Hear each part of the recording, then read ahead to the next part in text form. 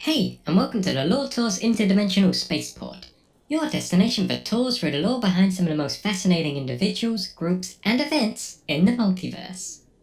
Well, you're all set for your trip to Tatooine today to study the creepy Bomar monks of Jabba's palace. Your flight is now boarding, so I'd get seated quick if I were you. There's a bunch of Tusken Raiders on your flight, and those guys are worse than a crying baby to sit next to. Good luck. Welcome aboard, everyone. This is your captain speaking. We're expecting a pleasant flight to Tatooine's northern Dune Sea today. The weather on Tatooine today is sunny with no clouds, as per usual. Please ensure that your seatbelts are fastened as we'll be entering warp speed in 3, 2, 1.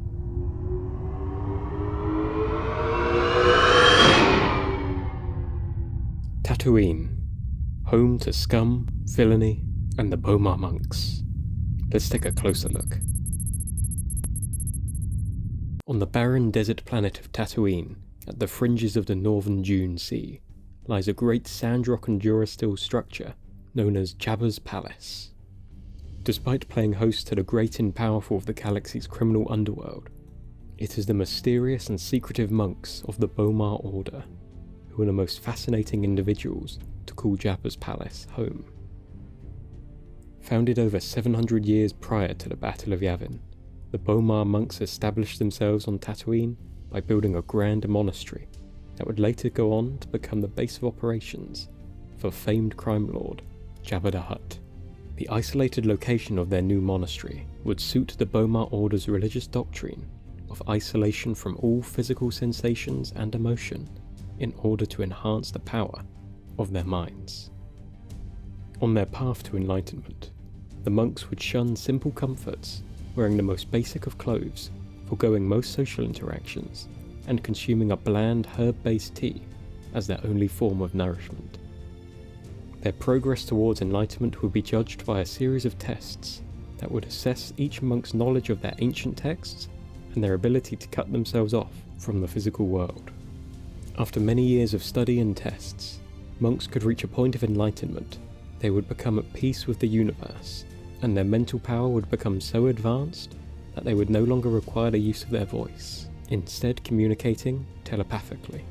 Upon reaching enlightenment, monks would forego their physical forms and transfer their brains from their bodies into nutrient-rich jars, free from the distractions of the physical world.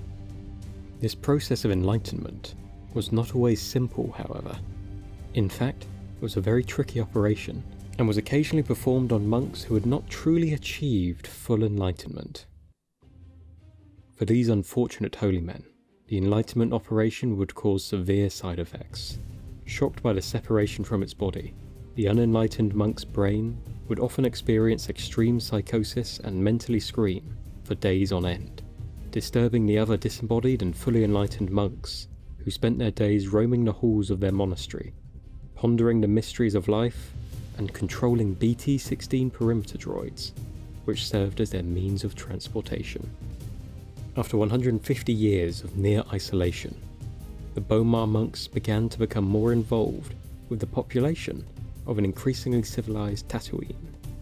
A notorious band of pirates would eventually seek refuge within the Bomar monastery, and the monks were more than happy to welcome their new co-inhabitants. The monastery would later fall into the hands of the feared crime lord Jabba the Hutt. The monks would live in peace alongside the various criminals, bounty hunters, and smugglers that accompanied Jabba, even passing on their teachings and knowledge to Jabba's men. It is during this time, however, that the monks started to stray from their previously benevolent ways. Jabba's rivals began to hire monks to spy on the Hutt, and Jabba himself enlisted the monks to forcibly enlighten his enemies, leaving them to aimlessly wander the corridors of his palace without a body for the rest of their lives. The darkest period in the history of the monks of the Bomar Order came after the demise of Jabba the Hutt in 4 ABY.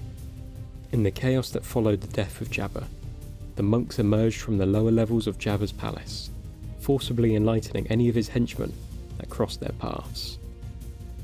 Among these unfortunate few was Jabba's majordomo, the Twi'lek Bib Fortuna. In recent years, Jabba's palace has laid mostly quiet.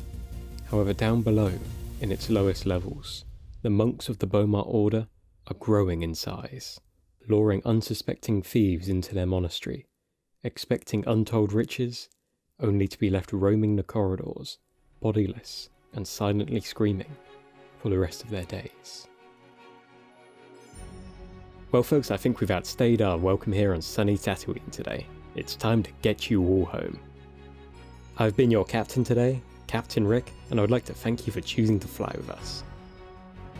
Please consider hitting the subscribe button down below to become one of our frequent flyers, or click on one of our other videos to book your next flight. We can't wait to have you on board with us again soon. We'll catch you next time.